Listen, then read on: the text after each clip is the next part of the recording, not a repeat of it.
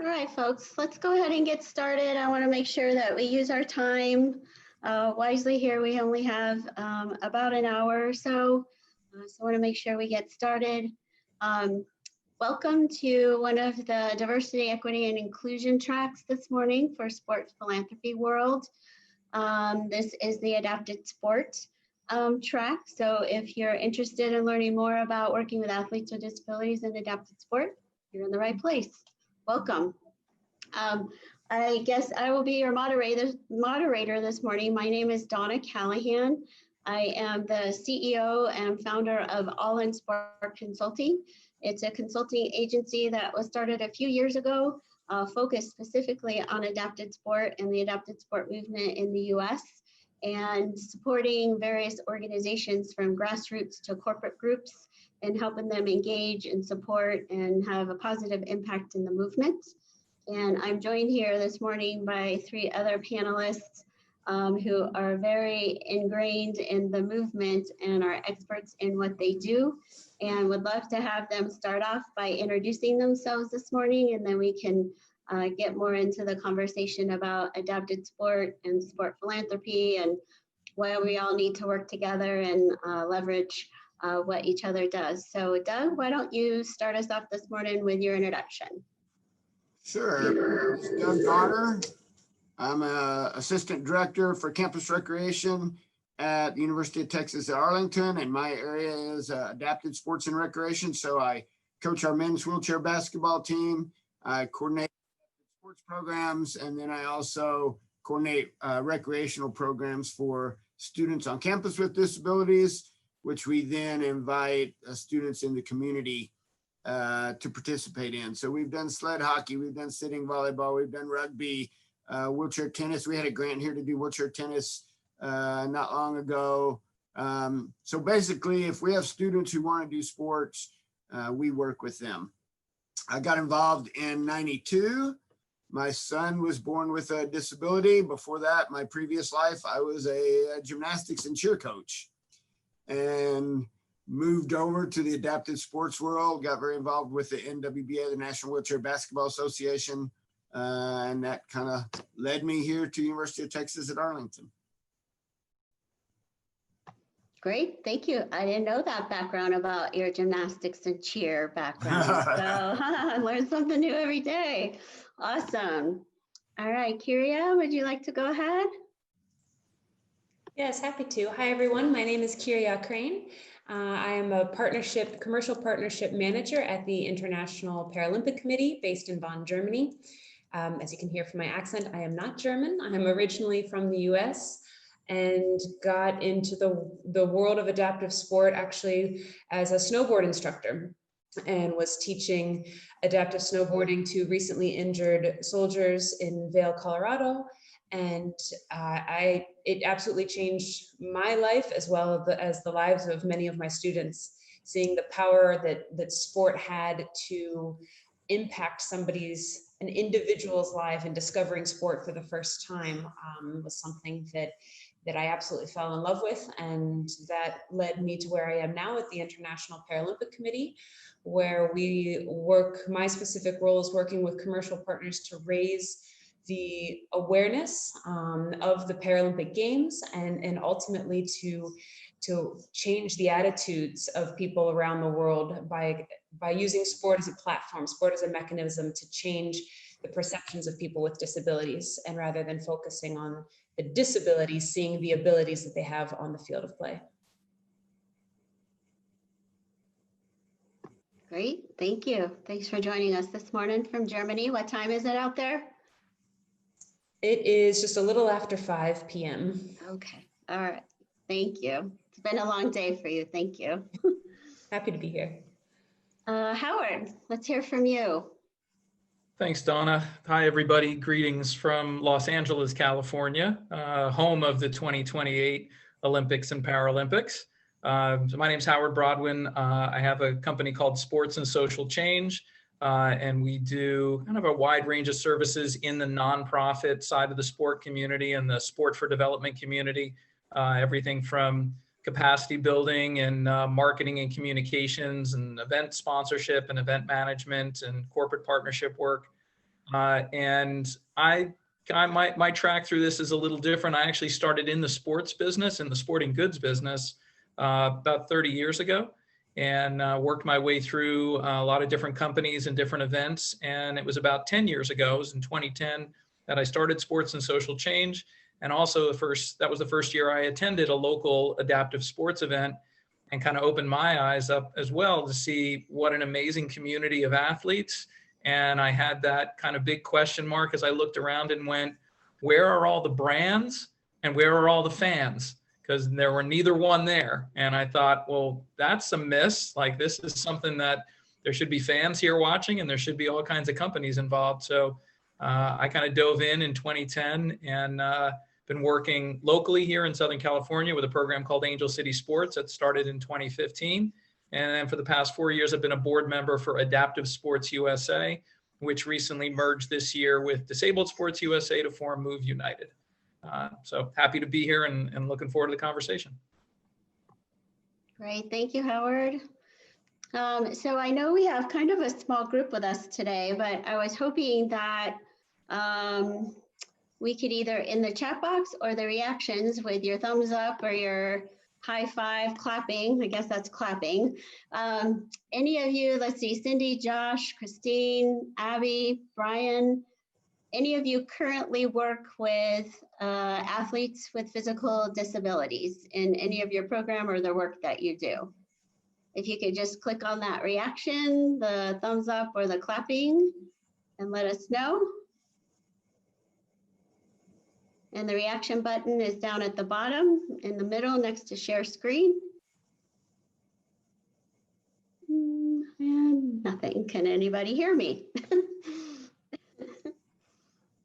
Anybody currently working with any athletes with disabilities? And maybe there's not. So this is a great session for you to sit in. So since we haven't had any thumbs up or clapping hands show up, I'm going to take that as currently the folks who have called in are currently not working with athletes with disabilities. So we can fill you in on what the movement is all about. And Kyria talked a little bit about it in that she, talked about the power of sport in this movement. And it is quite amazing as to athletes with physical disabilities, including myself, how you get into the adapted sport world and you can't get out of it because it's so powerful, and the connections that you make and the changes in your life and the positive impacts it has, not just on yourself, but on your family, on your community, on your neighbors, on your friends. So not only is it individually impacting people themselves by being involved in sport, but it's a community-wide movement that involves athletes with disabilities engaging in sport. And I'd like to go around to each of the panelists and kind of talk about, what is it that's unique about working with athletes with disabilities? And in your program, Doug, I know you're a little unique in that you're a university program, but you're also a collegiate sport program, but also a community program. If you could give us an idea of how you recruit your athletes, how you find your athletes, some of your tactics, resources. I know adapted sport athletes always have to be creative in resources and equipment and finding appropriate facilities. Could you shed a little bit of light on that for us? Yeah, absolutely.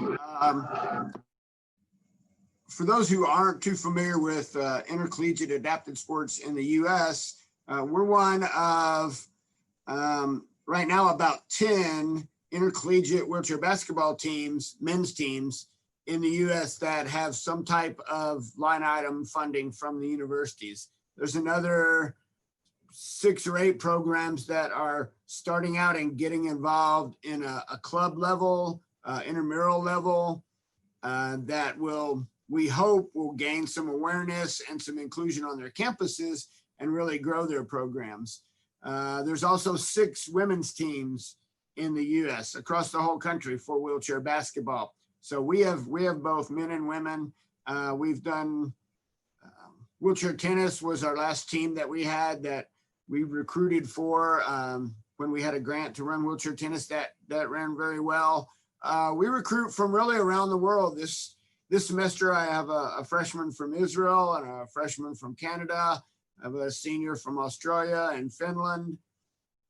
So we have quite an international network of alumni and players who have graduated and gone on to play overseas. One of my seniors just signed to play professionally in Spain.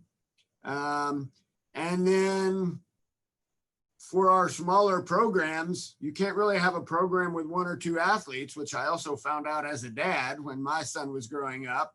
So you have to broaden your map, so to speak. And so we bring community players in to work with our 1 or 2 athletes in different sports so that they have opportunities as well. So right now we have about close to 40 athletes training in different sports. We have a track and field program here with a volunteer coach. So we just want to create that critical mass on campus so that the university will understand the value in what we're doing.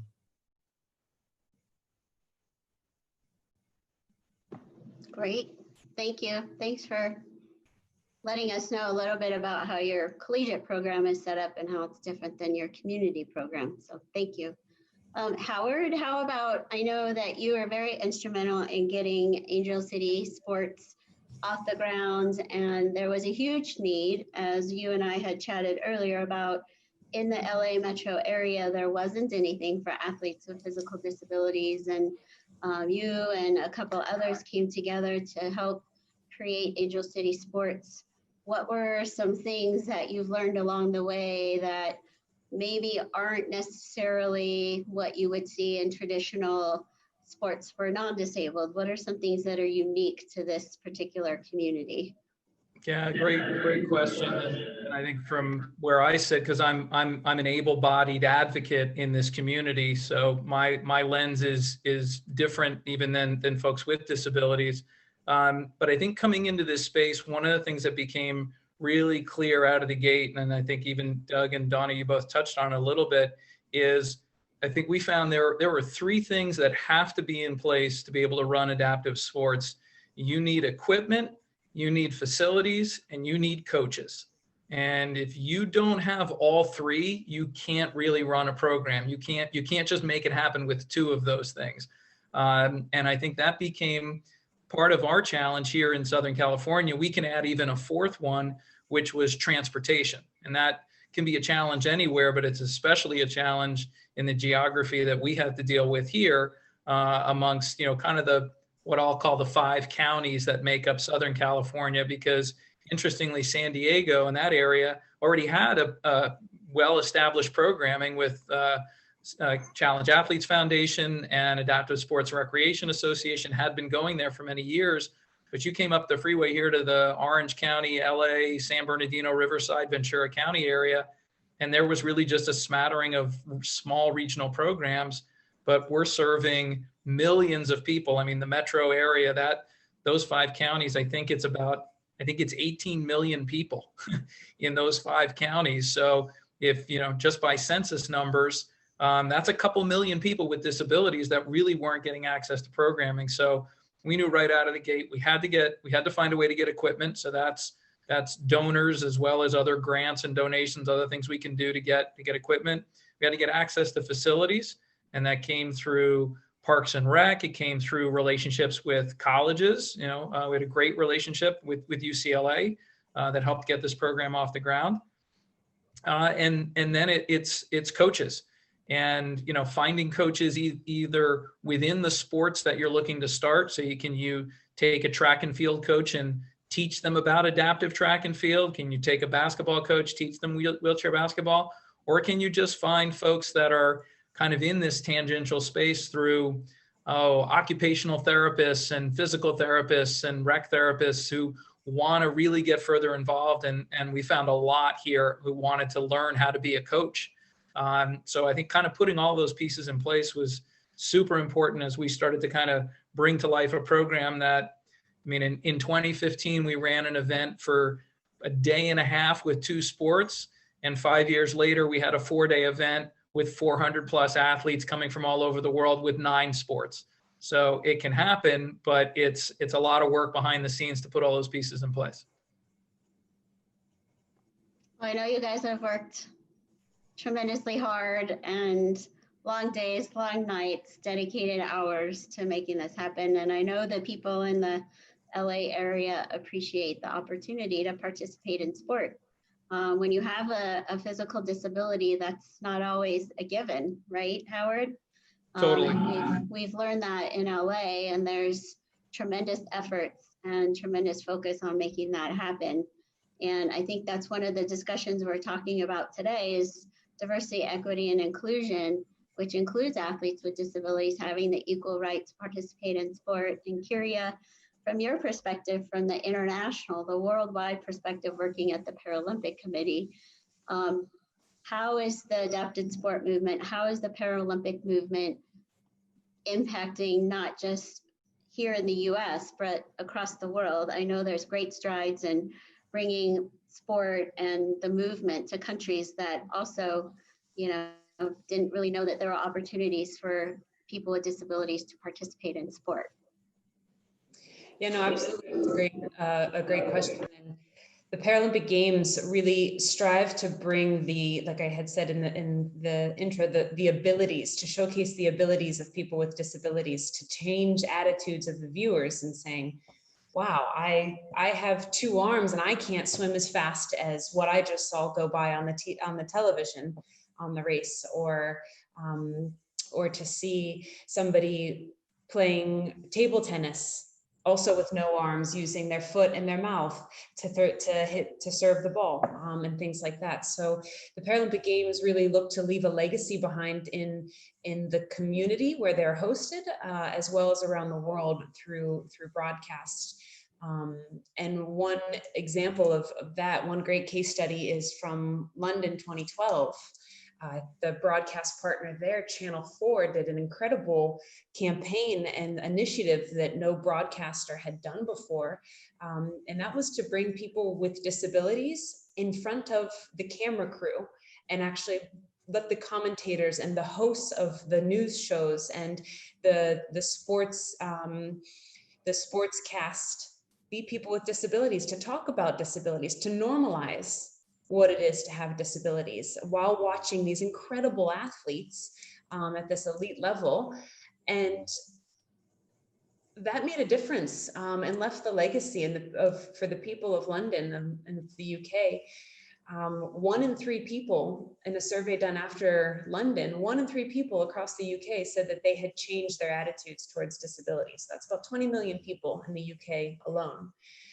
And 6 years out from the Games, because of those changed attitudes, people on the streets, when they met somebody with a disability, their perceptions had changed, even employers. And so by 2018, there were 1 million people with disabilities more in employment than there were before the London Games, across the UK. So getting people into jobs and into society and leading a life as any able-bodied person would be as well. Again, changing those perceptions and not focusing on the disability, but the ability of the athletes and of anybody.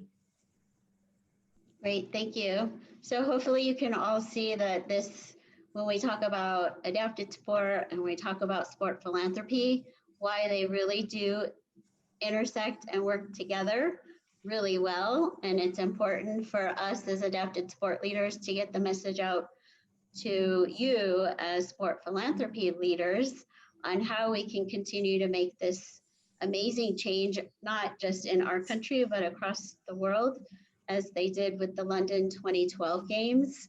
Imagine from the 2 weeks, I know there was a lot of work leading up to it, but the 2 weeks that the Paralympic Games were held in London 2012, as a result, 1 million more people with disabilities are now employed and contributing to the community. And honestly, I've read an article, or I've read something, maybe it was Prince Harry that had mentioned it, was like, this is brilliant, because now you have 1 million more taxpayers paying taxes to support all that we do in our country and not draining with social services and various agencies in that way. So why would we not want to have opportunities for people to be employed? And a lot of times sport is the beginning of that process for people with disabilities to be employed. I can tell you as someone with a disability who's been a wheelchair user since I was the age 3, it was a long time ago, that there wasn't even a law in the United States that gave me the right to a free public education.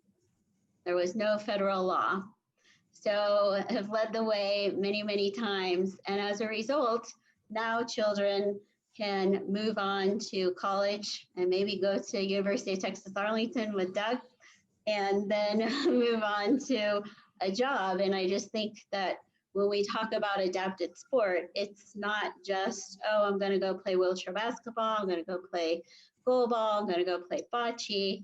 It really, for people with disability, leads to a long continuum of progress and success in their community and leads from one thing to the other. And this year we had the celebration of the 30th anniversary of the Americans with Disabilities Act, the ADA. And I think that's going to continue to help bring in the message of sport for people with disabilities into employment. And I'd like to talk to Howard about, talk about a little bit more about the intersection between sport and education and then leading to employment, and why maybe it's important to continue to have conversations with other sport leaders so that athletes with disabilities, have a seat at the table and have an opportunity to participate. Yeah, absolutely. I think one of the amazing things that I've seen in getting involved in this community too is watching the kind of that cross-generational mentorship that happens. I've watched 9-year-olds with a disability kind of mentor and coach 30-year-olds with a disability. And a lot of times it's interesting that you see, someone who has a congenital impairment has a very different view of the world and of life because they've only known this one way of being, and they'll meet somebody who's acquired a disability through injury or illness, and that person as an adult may still be reconciling that. And I've watched that young person kind of bring along the adult in a really unique relationship. And I think it is that kind of that life trajectory, that change of, oh, wait, I can do all of these things. Oh, this is all open for me. These are all the possibilities I have in front of me.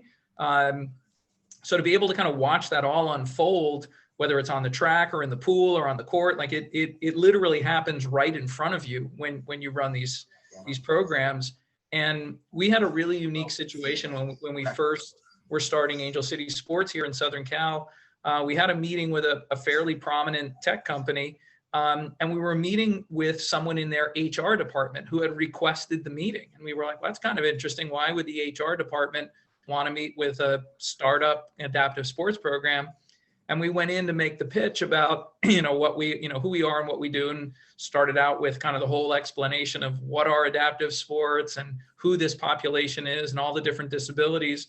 And the gentleman stopped us and said, my father is a double amputee, was in the service. I forget which war he served in, lost both of his legs.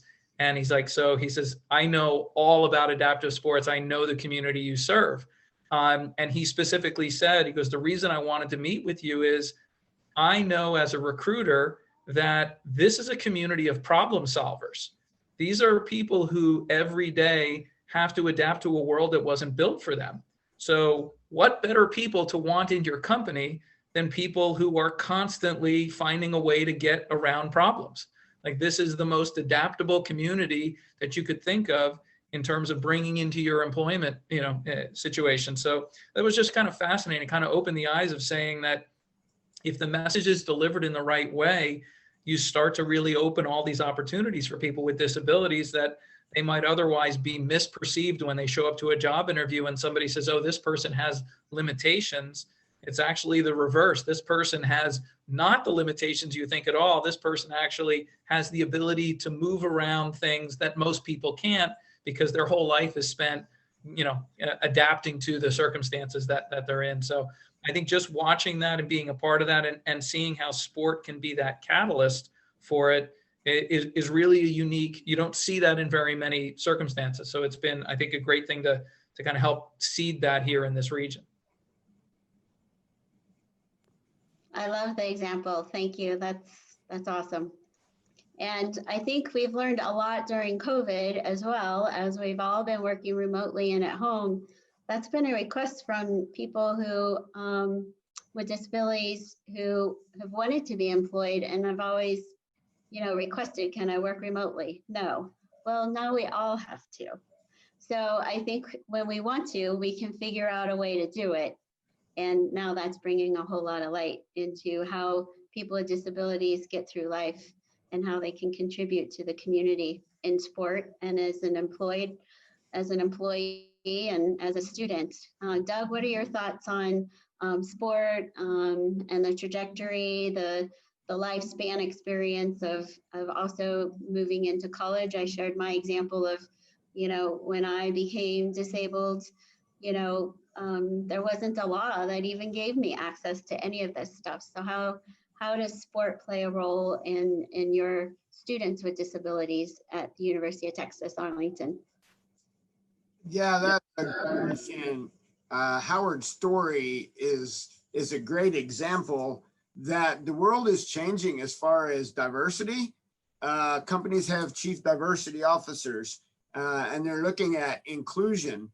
And I think one of the changes that we need to see is opportunities for young people with disabilities to get out of the house and participate. One of the things we haven't talked about is health, mental and physical health. And as my son started growing up, we saw that he was maybe shut out a little bit of the conversations at school and making friends. And I read a book, Sports in America by James Michener, and he talks about how sports can transcend all these differences in people and create more inclusion. And we got him involved in all types of sports, but then when they go out on the playground and they're shooting baskets, he can go out and shoot baskets with them. And he's part of that conversation of, hey, did you watch the game Saturday? Did you watch the game this weekend? Because he understands sports and probably was watching the game. So sports creates inclusion that way by addressing physical and mental health and by giving shared experiences and shared opportunities. And in doing so, people outside of the disability world, they learn about disability and they learn about people with disabilities. And when his friends are saying, oh, I have a basketball tournament this weekend, he can say, oh, well, I do too. And in psychology, contact theory, the more you're around people that are different from you, the more that you learn about them. So creating these opportunities gives, like in Howard's games, he had 400 something athletes. I bet more than double that in volunteers who were able to get out there and learn about the abilities with people with disabilities. So I think part of our job, our program was founded on the philosophy of get your degree and get jobs and use sport as the vehicle to get your degree and become independent. And we've tried to grow on that. My son was able to go on and get his PhD. I have another athlete who went ahead and got his PhD, another one who's working on a PhD at University of Kansas. Those guys are going to have jobs, and they're the people that recruiters are looking for, like Howard was talking about. It's great to hear how the athletes started with sport and it's led them off to get their PhDs. Those are some smart kids right there. It's a great Definitely transition. kids you want to hire. Yeah. And Kyria, thoughts from you? I know that the IPC has had tremendous support from the global company Toyota. And when Doug talks about inclusion, I'd love to get your thoughts on how Toyota is really spearheading the discussion on inclusion through mobility, not just mobility of cars, which is what we all know Toyota for, but mobility of everybody. And would you be able to speak a little bit about that sponsorship and their partnership with the IPC? Yeah, absolutely. I mean, the company a few years ago wanted to make a transition from the Toyota car company that we all know for the Toyota RAV4, Highlander, 4Runner, whatever Camry you see out on the streets, to exactly what you said, a mobility company, a company that moves people. And Akio Toyoda, the CEO and president of the company, when he learned the story of the Paralympics, it was an instant match. And going back to what Howard and Doug were talking about with, making people effective members of society, that was the foundation of the Paralympics of the IPC. I mean, it started with Sir Ludwig Guttmann, who was a World War II era German refugee. He was a Jewish doctor in Germany who fled to the UK during the Nazi Germany time and worked at a rehabilitation hospital for the British soldiers coming back from war. And at the time, they were left basically made comfortable, pumped full of morphine and left to die. And the people that had spinal cord injuries or life altering injuries. And he said, this is no life for our soldiers, for our military. And he slowly started to introduce movement in sport and started with the sport of archery and saw how sport got people up and moving and arranged the first Paralympic Games after having so much success to see these people thrive for life again after their injury and not just want to be left to die. And so in Rome, the first Paralympic Games had 400 athletes from 23 different countries. And we've grown now all the way to, in Rio, there were 159 countries represented with over 4,000 athletes.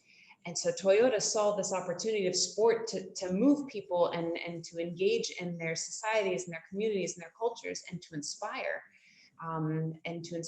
the communities to see how, again, like I had mentioned before, the abilities of these people with disabilities. And so when Toyota signed on as a partner, they signed on as the first ever commercial partner to support every single one of our national Paralympic committees across all 186 countries represented in the Paralympic Games. And that provided immense opportunity for a lot of those lesser developed countries who maybe don't have the resources necessarily to have a facility and equipment and coaches. So they supported, as Howard had mentioned earlier, so they supported the NPC development program that brought those elements to these communities, that brought coaches training and provide funding for sporting equipment, provided opportunities for classification and bringing the sport to those different countries so that now looking forward to Tokyo, there will actually be expected to be 7 new countries represented for the first time ever on the world stage of the Paralympic Games, thanks to the support of Toyota. So that's over 200 athletes have already participated in international qualifying events that otherwise they may not have ever even known about sport. And now they have left their community, left their country, and are potentially going to be on the world stage. So when they come home with that gold medal, they become a hero in their community, not somebody with a disability who had been overlooked before. That's wonderful. I love this story about Toyota and their support and vision for what this means to people with disabilities and how important it is and how to use sport as a way to get everyone involved is so appreciated in their vision. Let's hope other companies like Toyota jump on board and support the movement as well. And from what everybody's talked about, the panelists, we can see how the adapted sport movement is advancing and expanding and growing. It's, as Kyria mentioned, we started with, a couple hundred athletes, and I think Sir Ludwig Goodman talked about 8 athletes in the first official Stoke Mandeville Games with one sport, and now we're up to thousands of athletes and hundreds of nations coming together. But we always still have a lot of work to do in creating opportunities for all athletes and athletes with disabilities, oftentimes a marginalized community in our country and throughout the United States, to have access and be included in sport opportunities. So knowing that, and this is a big soapbox of mine, and I'd love to hear all of your thoughts on this as well, but why adapted sport leaders talking with sport philanthropy leaders? What's important about that? Why are we having that conversation today? Howard, if you'd like to start. Sure. I think there's a couple things. I think one of the, certainly one of the big ones, and it's something that I've come across several times, even just recently, is just in the broader conversation around diversity, equity, and inclusion. And again, kudos to the sport philanthropy world folks for putting this panel in this track, because in a lot of the conversations these days around DEI, I think people tend to forget about the disability population. And I've been in person at panels prior to the pandemic, and even virtually on, and listening in on things. And I think to some degree, as you work in this community, and again, as somebody being able-bodied, that I feel like that's my role, is to be, like the person in the room who goes, hey, don't forget about. And most of the time people have said, they overlook it. So I think just making sure it's the, having the seat at the table, the, nothing about us without us kind of mentality, that the disability population needs to be represented in conversations around diversity, equity, and inclusion. And it's unique in that sense too. And this was an interesting thing, as I, coming from a marketing background, when I first got involved in this community and creating marketing materials, and these are primarily designed to get athletes to come out and participate. That's our primary goal, is we need participants. So with a lot of these programs, as I was creating a lot of the marketing materials, it became really important, certainly, to make sure, did we represent, youth and adult? Did we represent male and female? Did we represent people of color? But then it was, did we represent a broad enough range of disability? Because if somebody is an amputee and they see a flyer with a picture of a wheelchair athlete, they may say, oh, that's not for me. That's for chair athletes. Or when you get in the community, that's for wheelies. And the amps go, that's not my world. And then, interestingly too, as I got further along, I even had, I had a time where I had a prominent athlete with cerebral palsy said to me, how come there's nobody with CP in any of your marketing materials? And I was like, that's a great point. And it's tough because CP can be difficult to communicate through a single image.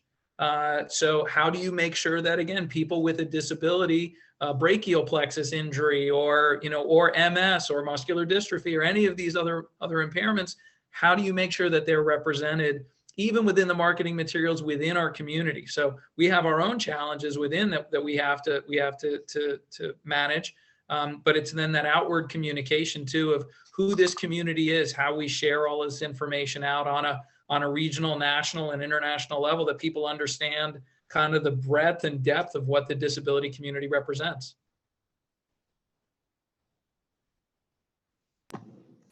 Awesome. And that's what we always talk about, is the diversity within disability.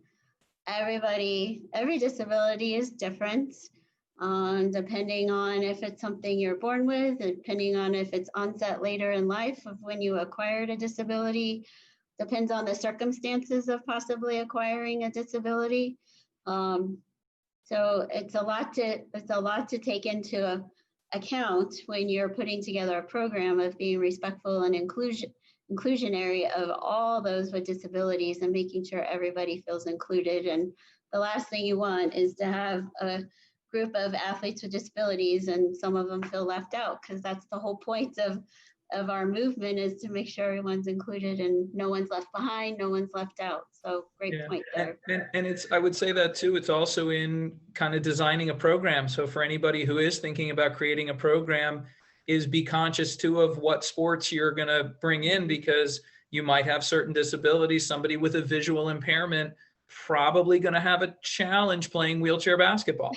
So, are you looking at all? That's the unique thing of this community is kind of getting in and peeling out all of these layers and looking at, okay, how do we make something that's inclusive? How do we look at the community we're in, again, here in Southern Cal, where we are serving millions of people? Some people might be in much smaller metro areas. And can you get a sense even from your local medical community? So what's the largest, group of people with a disability? Do you want to start there? Do you want to make something broad? There's a lot of things to consider and, figure out when you want to start a program. Right. And that reminds me, I did do a quick program one day, did not realize that all the athletes that were coming from the community were visually impaired. And we were planning to do sitting volleyball. I had a Paralympian with me, a sitting volleyball Paralympian. Wasn't pretty, and we really didn't keep score, but everybody had a great time. And it was so much fun. And myself and the athlete, the Paralympian that was with me, oh my gosh, we laughed and we had a great time. And everybody did something and learned something new that they never thought they could do, but they played volleyball that day. Kyria, thoughts from you on, why it's important for us to connect with sport philanthropy leaders as adapted sport leaders, Paralympic movement leaders? Why is it important? Yeah, I think it's really important to make sure that all of, much like Howard said, that all of the voices are at the table and all of the different perspectives that somebody with one disability versus another, visually impaired versus wheelchair user, they experience the world in two very different ways. And as an able-bodied person myself, completely different from me. So as I'm looking to employ, or if I'm looking to engage a brainstorm activity, how do I want to design my new building? How do I want to, from architecture to any sort of programming, having the diversity of the different experiences that people with different disabilities may have can bring new opportunities and new innovations. And I think that's something that as we look forward to the future games, both in Tokyo and in Paris, Paris is looking to be extremely innovative in using the Paralympic Games and technologies for the Paralympic Games that would help everyday society to improve. If you talk about how somebody who's a wheelchair user needs a barrier-free kind of entrance, no stairs, no lips or anything like that, that actually extends beyond just wheelchair users. Any new mothers who is pushing a baby stroller, or elderly people, or anybody pushing a shopping cart, things like that. It makes a difference in the landscape of the community around you because you had that input from somebody with a different perspective. So I think it's that inclusion that consideration of the diversity among humanity, and making sure that everybody has that voice and that opinion that can be brought to the table for new ideas. And a lot of the features that I think we in society now are used to, like let's say the Siri option on your iPhone, or hit OK Google, that voice command, that started as an adaptive technology for people with visual impairments. And that's something that now I think most people are familiar with and use probably, or the Alexa. I wonder how many of us have Alexa at home, same kind of concept. So it really changes overall society and makes it more equitable for everybody, disability or not disability. Great, thank you for that perspective. Love the global humanity perspective because it affects all of us.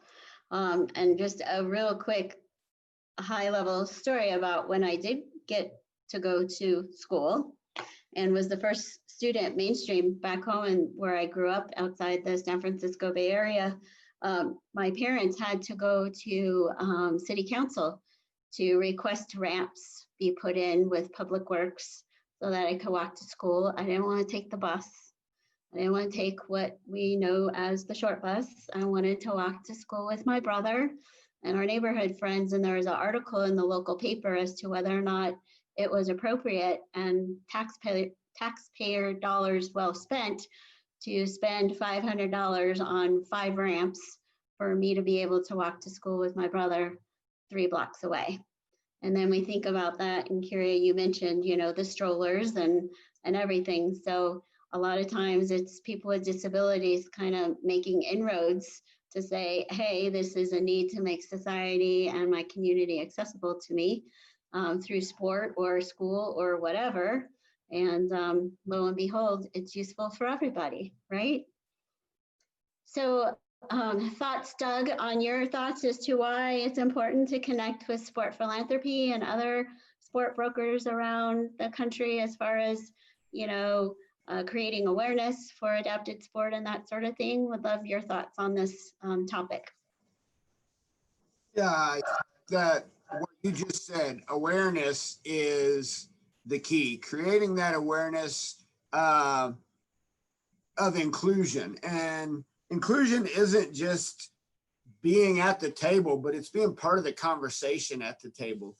And a lot of times we've been there here at UTA, we've been at the table, but not really part of that conversation of change. And it also recognizes the value of people who are different. And a lot of times we don't do that. But inclusion recognizes that you belong here. You're part of things, not just you're on the outside looking in, but you're part of this development and change that is coming as we become more, we continue the DEI conversations. And I see that a lot with our veterans, especially when they're first injured. I do a lot of camps and clinics with them, and the fact that that they can get out and be a part of the community, but also be competitive and also maybe go to school, get their degree. It's like a light comes on, like they miss that competition part, that being part of a team that can really, that they're used to. Also, from our level on the university, we do a lot of research about disability. We just did some research on concussions and collegiate athletes on their physical and mental health. So we're developing that next group of researchers who are going to be looking at how do we make things better for people with disabilities. And that leads to leadership and representation of people with disabilities outside of their group of disability. And I think all those things are really important when we have that equity to recognize that this population spends money. They get jobs. They're a big part of what a lot of sponsors and philanthropic organizations don't really think about. So that ties all back in with what you're talking about with awareness. Is just get people to include everybody in their thoughts of how things should be moving forward. Great, thank you. Thank you, Doug. Great way to wrap up that question. So I see Cindy, Josh, and Eugenia. I want to see if any of you have questions. I also know that I believe this is kind of a back-to-back day with not a lot of breaks in between sessions. So I wanted to give you a few minutes to get plugged into the next session. So do you have any questions for us related to the adapted sport movement in our country or the IPC, International Paralympic Committee? We'd love to hear from you.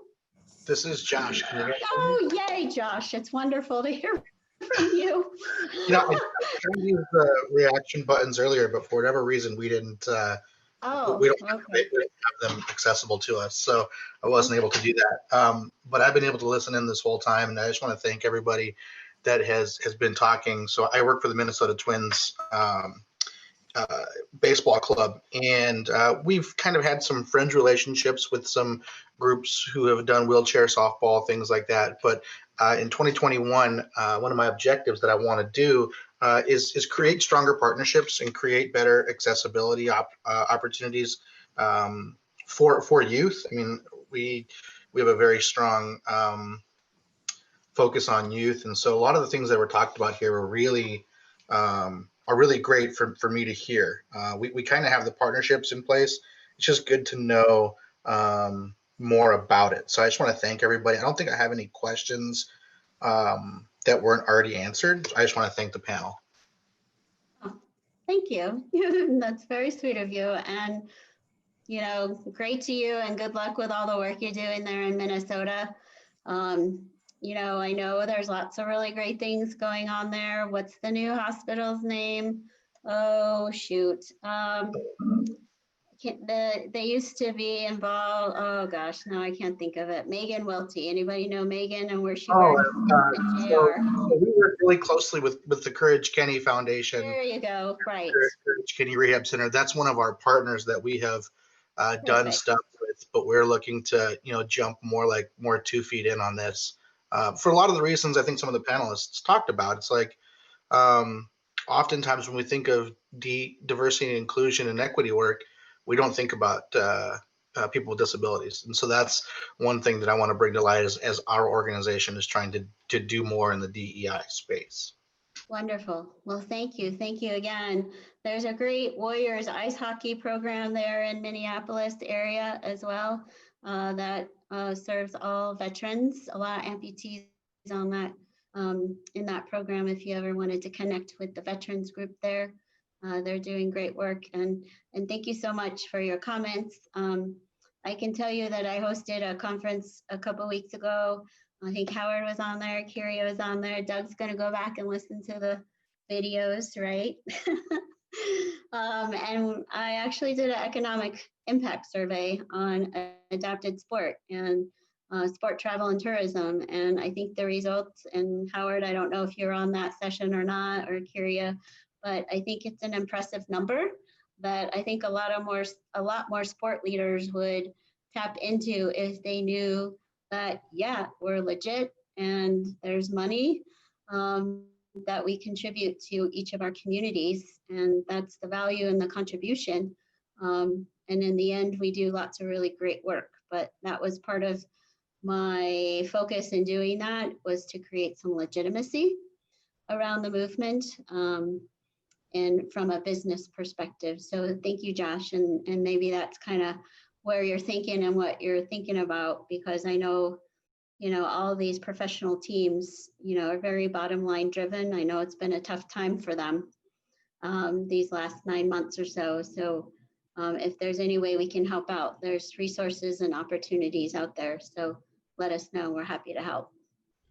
And one thing I want to add is that might be relevant for Josh, for you, and for anyone else. One of the things that's been kind of fascinating to see is that the adaptive sports community, and Kyria touched on a little bit with Toyota, is this is an amazing opportunity for STEM education, because you think about everything that goes into these mobility and assistive devices, it's all based on STEM.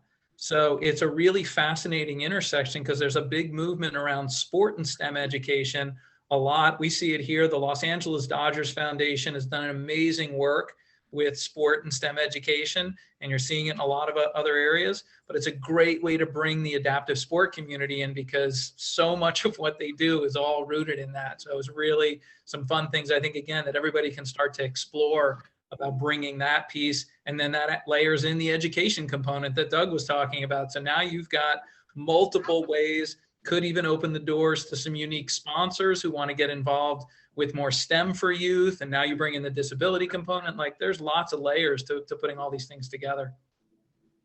And I'll add to that, Howard, you'll find lots of sport folks out there that are just kind of gearheads, and they love that part of cycling or whatever it happens to be. anytime I take my hand cycle or even my racing chair into a bike shop for something that I can't repair at home, they geek out and they love it because it's something new and something that gets their brain going in a different way. And Kyria and my husband, who are both adaptive instructors, ski and snowboard. And I know a lot of times folks go to the adapted side to challenge themselves and to learn something new and to learn some new skills and a new community and stuff. So yeah, that's a great point, Howard, in tapping into a whole new community. And they love this stuff. They geek out about it. So that's a great way to tap into the adapted sport community. Any other last minute questions? I know we're getting down to the wire on time. Cindy, do you have a question? Nope. I saw her take her mute button off, so I just want to make sure.